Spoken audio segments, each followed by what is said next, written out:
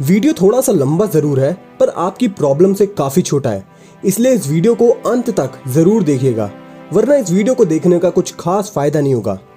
Heart attacks, diabetes, Alzheimer, depression और asthma ये दुनिया की कुछ सबसे ज्यादा खतरनाक बीमारियों में से एक है और हर साल इनकी वजह से करोड़ों लोगों को अपनी जान गंवानी पड़ती है। पर क्या आप जानते हैं कि ज्यादा चिंता करने वाले लोगों को ये बीमारियां सबसे ज्यादा होती हैं।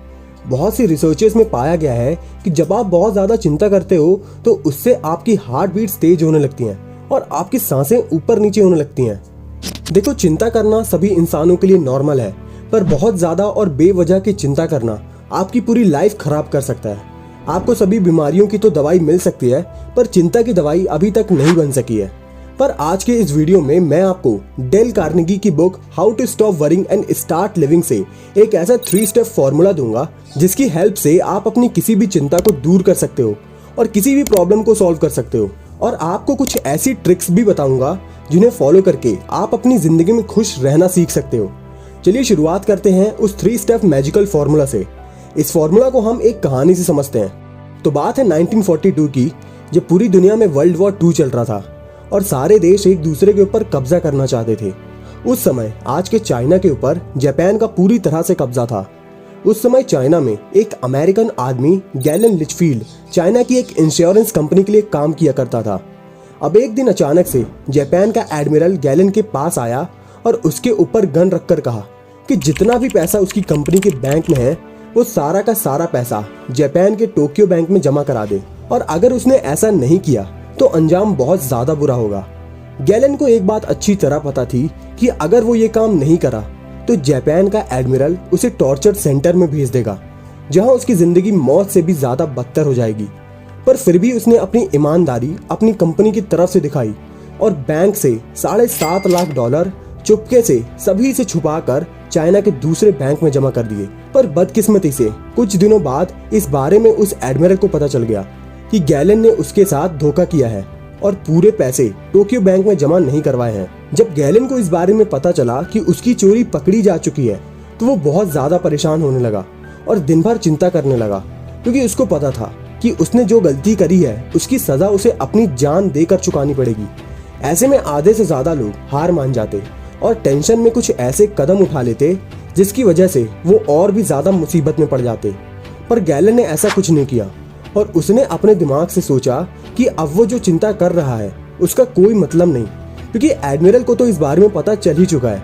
इसलिए उसने अपनी इस प्रॉब्लम से बचने के लिए एक ट्रिक निकाली जिसकी हेल्प से वो इस मुसीबत से बड़ी आसानी से बच निकला।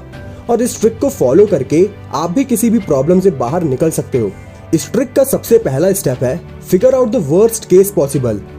सबसे पहले गैलन ने यह पता लगाया कि उसके साथ सबसे ज्यादा बुरा क्या हो सकता है।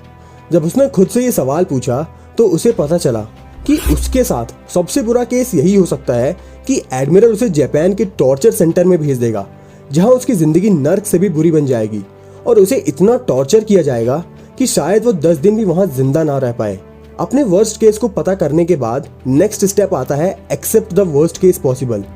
जब आप एक बार अपने वर्स्ट केस के बारे में पता कर लो तो उसके बाद आपको उसे एक्सेप्ट करना होगा, फिर चाहे वो जितना भी बुरा क्यों ना हो।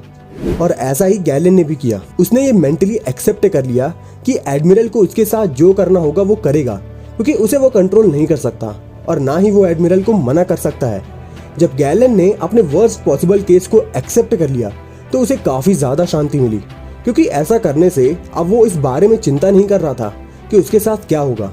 अब ऐसा इसलिए हुआ क्योंकि जब आप अपने वर्स्ट केस को एक्सेप्ट कर लेते हो तो आप पूरी तरह से शांत हो जाते हो, क्योंकि अब आपको पता होता है कि इससे बुरा आपके साथ कुछ हो ही नहीं सकता। तीसरा और आखिरी स्टेप में आता है find the ways to solve the problem. अब जब आपको पता है कि आपके साथ क्या हो सकता है तो जाहिर सी बात है आप हाथ पे हाथ रखकर तो बैठेंगे नहीं, और इसलिए अब आपको कुछ ऐसे सॉल्यूशंस पर फोकस करना चाहिए जो आपके वर्स्ट केस को खत्म कर दें या फिर उसे बहुत हद तक कम कर दें। गैलन ने भी ऐसा ही किया और उसने एडमिरल से बच निकलने के लिए बहुत से तरीके ढूंढे। ज्यादातर लोग ऐसे समय में भागने का फैसला करते और गैलन ने भी इसके बारे में सोचा था। पर वर्ल्ड वॉर के दौरान एक जगह से दूसरी जगह जाना उतना आसान नहीं था, और अगर वो पकड़ा जाता तो गारंटी उसे एडमिरल टॉर्चर सेंटर में डाल देता। उसने कुछ और रास्तों के बारे में सोचा और लास्ट में उसने फैसला किया कि वो बिना डरे नॉर्मल जैसे रोज अपने ऑफिस जाता है, ठीक उसी तरह ऑफिस जाएगा और अपना काम करेगा। जब दूसरे दिन गैलन अपने ऑफिस गया तो उसे वहां पर एडमिरल मिला, पर गैलन बिना डरे अपना काम करता रहा और एडमिरल बिना कुछ कहे सिर्फ उसे देख कर चला गया और इस तरह उसकी जान बच गई। दोस्तों, ये 3 स्टेप ट्रिक बहुत ज्यादा इफेक्टिव है और इसको आप स्टार्टिंग में छोटी मोटी प्रॉब्लम्स को सॉल्व करने के लिए यूज कर सकते हो और इससे आपकी ज्यादा चिंता करने की प्रॉब्लम भी काफी हद तक कम हो जाएगी। सेकंड पॉइंट है, don't expect gratitude from others. Marcus Aurelius, जो कि ग्रेटेस्ट रोमन एम्पायर में से एक थे, उन्होंने अपनी डायरी में लिखा था कि मैं रोज कुछ ऐसे लोगों से मिलता हूँ जो कि पूरी तरह से सेल्फिश होते हैं और उन्हें किसी की भी हेल्प की कोई वैल्यू नहीं होती, पर तब भी मुझे ऐसे लोगों से कुछ फर्क नहीं पड़ता। आज के समय में ज्यादातर लोग दूसरों की हेल्प तो कर देते हैं, पर जब बदले में उन्हें उस इंसान की तरफ से कोई सी हेल्प नहीं मिलती तो वो काफी ज्यादा दुखी हो जाते हैं। मान लो आपने अपने किसी रिश्तेदार की हेल्प करने के लिए उसे करोड़ों रुपए दिए, पर वो आपको थैंक यू कहने के बजाय आपको बुरा भला कहने लगे तो आपको कैसा लगेगा? ठीक ऐसा ही ऑथर डेल कार्नेगी के साथ भी हुआ था। ऑथर अपनी डेथ से पहले अपने रिश्तेदारों के लिए $1 मिलियन छोड़कर गए थे, पर उनके रिश्तेदार तब भी उन्हें बुरा भला बोल रहे थे क्योंकि डेल कार्नेगी ने $365 मिलियन चैरिटी में दिए थे और सिर्फ $1 मिलियन अपने रिश्तेदारों के लिए छोड़े थे और इसलिए उनके रिश्तेदार $1 मिलियन से भी खुश नहीं थे। इसलिए अगर आपको भी खुश रहना है तो आपको एक बात हमेशा याद रखनी है कि आपको दूसरों से कम एक्सपेक्ट करना है। जितना ज्यादा आप दूसरों से एक्सपेक्ट करोगे उतना ही ज्यादा आप दुखी होंगे। और आपके साथ भी ऐसा कभी ना कभी तो जरूर हुआ होगा कि आपने जिसकी सबसे ज्यादा हेल्प करे होंगे उसी ने आपकी जरूरत के समय हेल्प नहीं करा होगा। इसलिए अगर आपको खुश रहना है तो दूसरों से बहुत ज्यादा एक्सपेक्ट करना बंद कर दो। थर्ड पॉइंट है, be in present not in future. अब मान लो किसी को अपना न्यू बिजनेस ओपन करना है या अपने किसी एग्जाम को क्रैक करना है, तो ऐसे में उसे ज्यादा से ज्यादा अपने बिजनेस और एग्जाम के बारे में सोचना चाहिए। पर होता इसके बिल्कुल अपोजिट है। वो अपने बिजनेस या एग्जाम के बारे में ना सोचकर सिर्फ यही सोचता रहता है कि क्या होगा अगर वो एग्जाम क्रैक नहीं कर पाया, या अगर उसका बिजनेस फेल हो गया तो वो क्या करेगा। और वो यही सोचते सोचते महीनों बिना कुछ करे ही निकाल देता है। आपने ऐसे बहुत से लोगों को देखा होगा जो अपने फ्यूचर को लेकर ही हमेशा चिंता करते रहते हैं। देखो, अपने फ्यूचर की चिंता ना सभी को होती है और उसके बारे में सभी को सोचना भी चाहिए, बट दिन भर बिना कुछ काम करे सिर्फ ये सोचते रहना कि आगे क्या होगा, तो ये बेवकूफ़ी होती है और बेवजह चिंता करने का मेन रीजन भी यही होता है। तो इसलिए आपको ज्यादा से ज्यादा प्रेजेंट में रहने की कोशिश करनी चाहिए, क्योंकि आप भी जानते हो कि बेवजह ज्यादा सोचने से आपका टाइम भी वेस्ट होगा और टेंशन भी बढ़ेगी। तो प्रेजेंट में रहो और अपने आज के दिन को 100% दो, क्योंकि फ्यूचर को आप कंट्रोल नहीं कर सकते, बट आज जो काम आप कर रहे हो उसे जरूर आप 100% कंट्रोल कर सकते हो।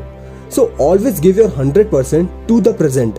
अब वैसे तो इस बुक में और भी बहुत सी इंपॉर्टेंट पॉइंट्स हैं जो आपको खुश रहने में हेल्प करेंगे, बट मैंने सिर्फ मेन पॉइंट्स को डिस्कस करा हूं। अगर आपको इस बुक के और भी पॉइंट्स जानना है तो आप कमेंट्स में पार्ट 2 लिख सकते हो, या आप इसे Amazon से परचेज करके भी रीड कर सकते हो, जिसका लिंक मैंने डिस्क्रिप्शन में दे दिया हूँ।